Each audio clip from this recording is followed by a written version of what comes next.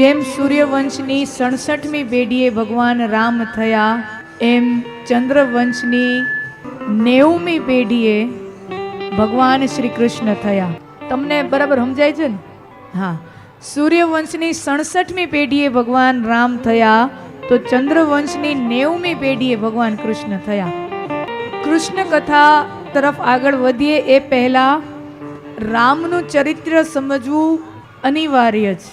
કૃષ્ણ ભગવાન એ છે જે ક્યારેક નિયમો તોડે છે, ક્યારેક પ્રતિજ્ઞા તોડે છે, ક્યારેક વચન તોડે છે, ક્યારેક નિયમ તોડે છે.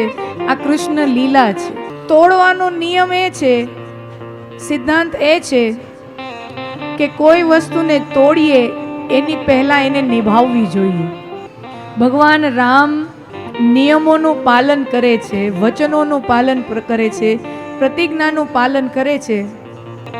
તો એ જ રામ જ્યારે શ્યામ બનીને આવે છે, એ જ રામ જ્યારે શ્યામ બનીને આવે છે, ત્યારે એ જ વિષ્ણુ ભગવાનની ચેતના છે. વિષ્ણુ ભગવાનના અવતારો છે આ બંને, નારાયણના અવતારો છે.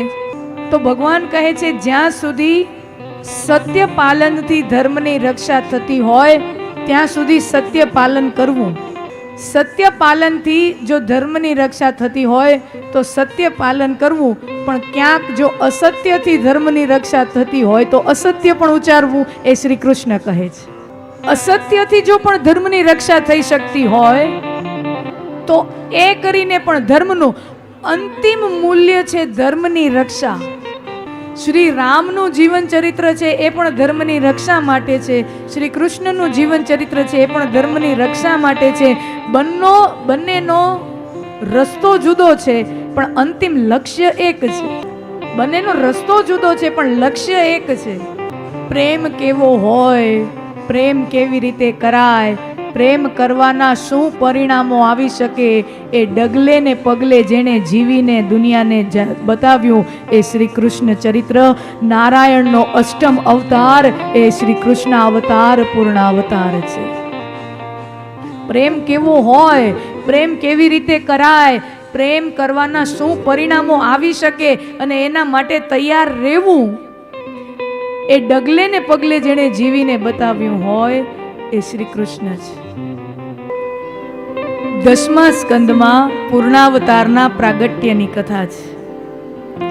પૃથ્વીથી પાપનો ભાર સહન થતો નથી.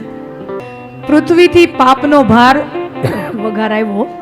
શું છે આજ મેનુમાં કેજો તો ખરા, તો હું કહું, લખીને દેજો. હું જમું નહીં પણ નામ લઈને તો રાજી થઈ જાઉં. અને એ પૂર્વ મારે એક સરસ નજરાણું તમારી સામે રાખવું છે. આપણા પાત્રોને, આપણા ચરિત્રોને આજની યુવા પેઢી સુધી પહોંચે, એને સમજાય એ ભાષામાં, એને સમજાય એવા દ્રષ્ટાંતથી, એને સમજાય એવી વૈજ્ઞાનિક, મેનેજમેન્ટ અને અલગ અલગ વિષયોનો અભ્યાસ કર્યા પછી એને સમજાય એ રીતે શ્રેણીમાં આપણા ચરિત્રોને પ્રયાસ કરવાનો મેં એક બહુ નમ્ર રીતે પ્રયાસ કર્યો છે. આજના આ બાળકો બેઠા હોય ને, એને કોઈ પૂછો કે સુપર હીરો કોણ, તો બધા જવાબ આપશે બેટમેન, સુપરમેન, સ્પાઈડરમેન, એન્ટમેન. હજી આ 4-5 બોલી જશે આ છોકરાઓ. આ બધા બાળકો માટે super hero, Batman, Superman, Antman, Spiderman આ બધા છે.